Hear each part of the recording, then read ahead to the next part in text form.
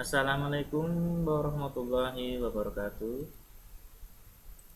Pada kesempatan kali ini kita akan membahas tentang materi Pancasila dalam perspektif sejarah perjuangan bangsa Indonesia.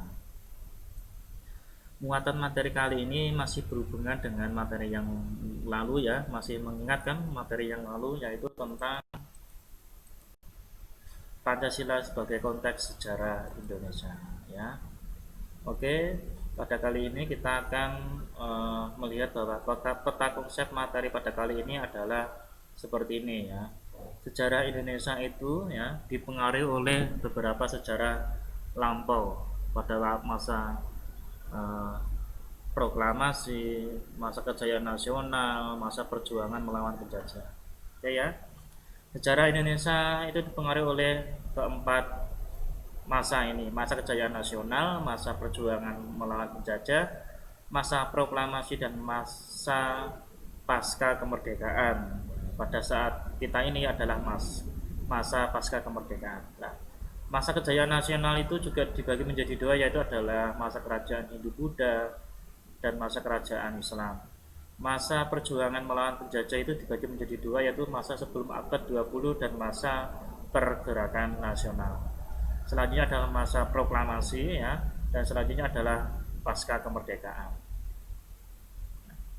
Masa kejayaan nasional bisa kita lihat bersama bahwa kerajaan Hindu Buddha itu ya seperti ini, ada kerajaan Kutai, Tarumanegara, Sriwijaya, Sanjaya, Sailendra, Singosari dan Majapahit. Ya. Kerajaan Kutai ya berada di Kalimantan pada abad keempat ya, merupakan kerajaan terbesar masa itu. Ya, dan selanjutnya adalah kerajaan Tarumanegara pada abad kelima di Jawa Barat, dan kerajaan Sriwijaya ya abad ke-7 di Sumatera. Selanjutnya ada kerajaan Sanjaya abad ke-8 di Jawa Tengah, kerajaan Sailendra abad ke-8 di Jawa Tengah, dan kerajaan Singosari abad ke-8 di Jawa Timur. Ini adalah cikal bakal dari kerajaan Majapahit. Dan terakhir adalah kerajaan Majapahit yang merupakan awal dari namanya Nusantara. Seperti itu. Minggu lalu sudah kita bahas yaitu abad ke-8 di Jawa Timur. Oke. Kerajaan Majapahit itu sendiri di sini adalah ada agama Hindu dan Buddha hidup berdampingan secara damai, bahkan agama Islam karena saat itu Samudra Pasai menjadi bagian dari kekuasaan Majapahit. Masih mengingatkan Samudra Pasai merupakan kerajaan Islam pertama di Indonesia yang terletak di mana? Di Aceh. Dan waktu itu kerajaan Islam yaitu kerajaan Samudra Pasai merupakan bawahan dari kerajaan Majapahit. Di sini sudah saya rangkum semua. Nanti secara singkat saya sampaikan ya. Oke, di sini adalah Empu Prapanca ya dengan kitabnya Negara Kertagama dan Empu Tantular dan Sutasoma lah. Di sini ada kata Bhinneka Tunggal Ika Tanhana Dhamma Mangpa yang merupakan cikal bakal dari dasar negara kita atau semboyan negara kita, seperti itu. Walaupun berbeda, satu jua adanya sebab tidak ada agama yang mempunyai tujuan yang berbeda. Oke ya, ini merupakan cikal bakal dari semboyan negara kita yaitu Bhinneka Tunggal Ika, dan merupakan semboyan negara kita ya, seperti itu ya. Oke, selanjutnya adalah tentang opini. Menurut Muhammad Yamin ada 3 negara nasional yang terbentuk dalam perjalanan bangsa Indonesia sebab mampu mempersatukan Nusantara. Karena apa?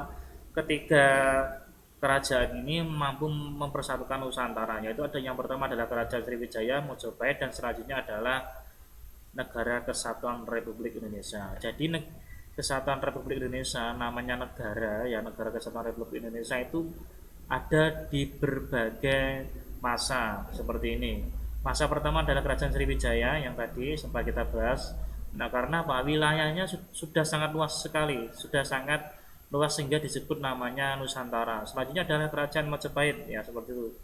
Dan selanjutnya adalah Negara Kesatuan Republik Indonesia yang kita tempati sekarang ini. Nah, masa kejayaan nasional itu sendiri pada masa kerajaan Islam itu ada di pertama adalah kerajaan Samudra Pasai di Aceh, di Demak, Banten, Ternate, Tidore, Makassar, dan Mataram. Itu adalah awal mula kerajaan Islam eh, menyebar di Nusantara ini. Nah, persamaan di antara kerajaan Islam adalah sama-sama berhaluan anti penjajah dan mencita-citakan namanya kemerdekaan karena waktu itu masih dalam masa penjajahan ya. Oke. Politik etis Belanda desakan beberapa golongan orang kaum humanis Belanda secara langsung melihat penderitaan rakyat diusulkan oleh Van de Venter disebut politik balas budi bangsa Belanda kepada bangsa Indonesia. Isinya disebut rias politika yang meliputi irigasi, emigrasi, dan edukasi. Waktu itu seperti itu. Rias politika ya yang kita anut sekarang di negara kita ya menjadi kekuasaan menjadi tiga, yaitu kekuasaan eksekutif, legislatif, dan yudikatif.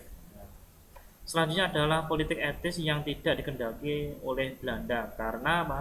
Karena lahir kaum cerdik cendekiawan. Karena masa itu lahir kaum cerdik cendekiawan yang memikirkan tentang rakyat-rakyat kecil yang apa? Karena apa? Karena ya masih masa penjajahan. Ya. Dan selanjutnya adalah kita bahas tentang sejarah Indonesia. Perjuangan bangsa Indonesia melawan penjajah yang dimulai dari tahun 1908. Masih ingat ini? Tahun ini tentang apa? Yaitu adalah tentang awal pergerakan nasional ditandai dengan berdirinya organisasi yang disebut apa? Masih ingat kan? Ya nanti cari tahu sendiri ya kalau belum ingat. Ya. Dan selanjutnya adalah tahun 1928 ya, yaitu tentang apa? Awal mula Sumpah Pemuda. Yaitu selanjutnya adalah tahun 1942 ya, masuknya Jepang, dan tahun 1945 awal dari proklamasi ya. 1945 sampai 1949 yaitu tentang pergerakan nasional ya. Walaupun sudah merdeka tetapi masih ada daerah-daerah lain di Indonesia yang masih dijajah ya. Apalagi waktu itu masih ada namanya agresi militer dari Belanda ingin merebut kemerdekaan Indonesia kembali ya. Selanjutnya tahun 1950 sampai 1959 dan 1966 sampai 1998 ya, seperti itu ya. Selanjutnya kita bahas tentang kebangkitan nasional. Kebangkitan nasional itu dipengaruhi oleh dua faktor, yaitu internal dan eksternal. Internal sendiri dari bangsa kita sendiri, bahwa sudah sangat penderitaan bangsa Indonesia itu sudah sangat maksimal. Di sini penderitaan bangsa Indonesia di akibat kolonialisme. Selanjutnya lahirnya kaum cerdik cendekiawan, salah satunya adalah Bapak Proklamator bangsa kita, dan selanjutnya adalah keinginan memperoleh kemerdekaan dan kebebasan.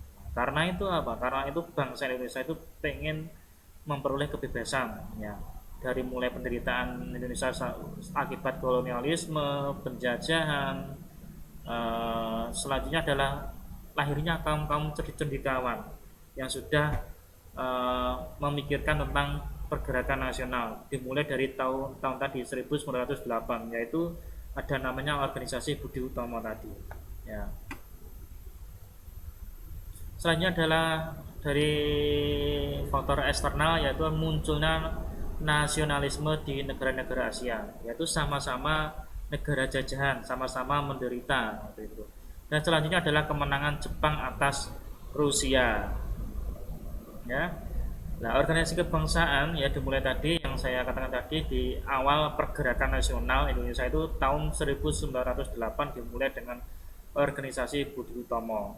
Dan selanjutnya ada organisasi Sarekat Dagang Islam atau Sarekat Islam, bisa partai, dan selanjutnya ada mahasiswa NU dan TNI waktu itu. Oke ya. Sumpah Pemuda. Nah, Sumpah Pemuda waktu itu ya, di sini ada berbagai pemuda dari semua daerah ya berkumpul untuk bersumpah. Nah, di sini bersumpah membentuk organisasi satu, yaitu untuk apa?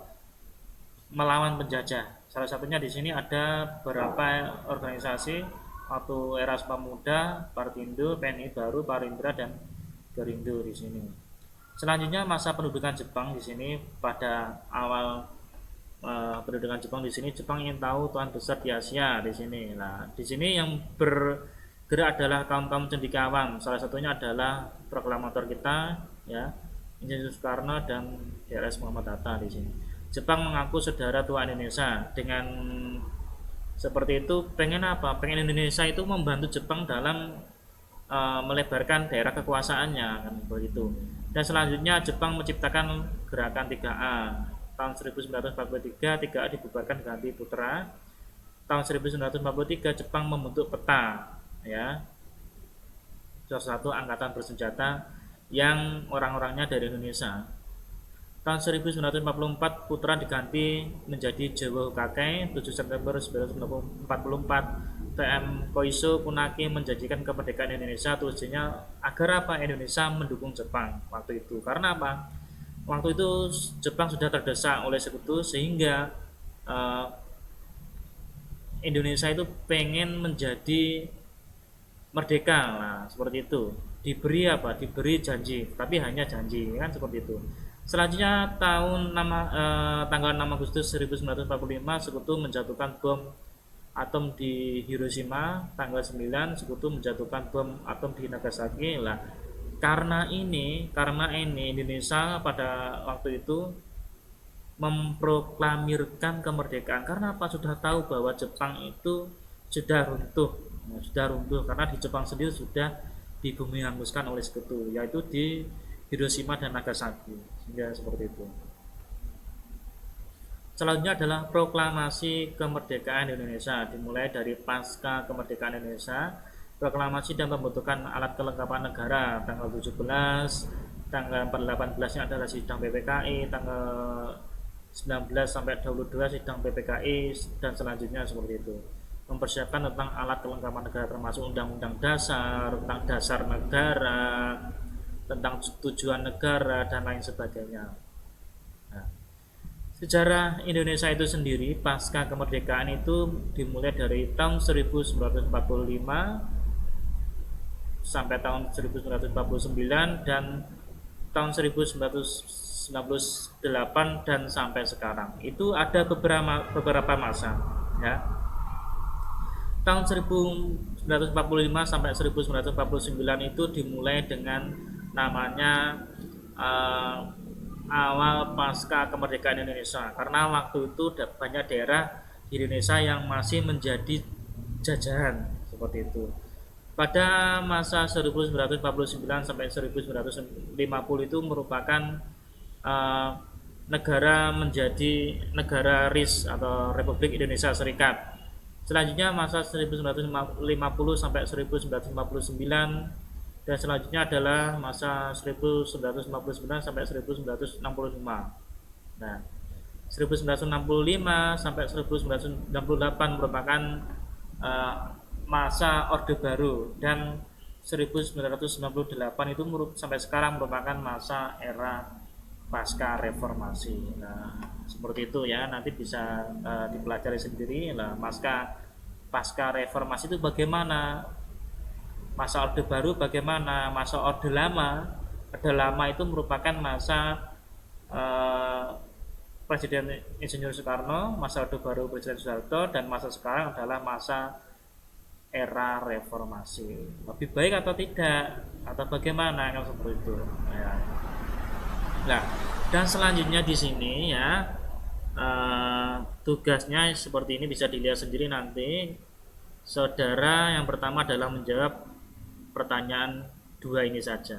Nilai-nilai apa yang Anda dapat ambil dari sejarah perjuangan bangsa Indonesia?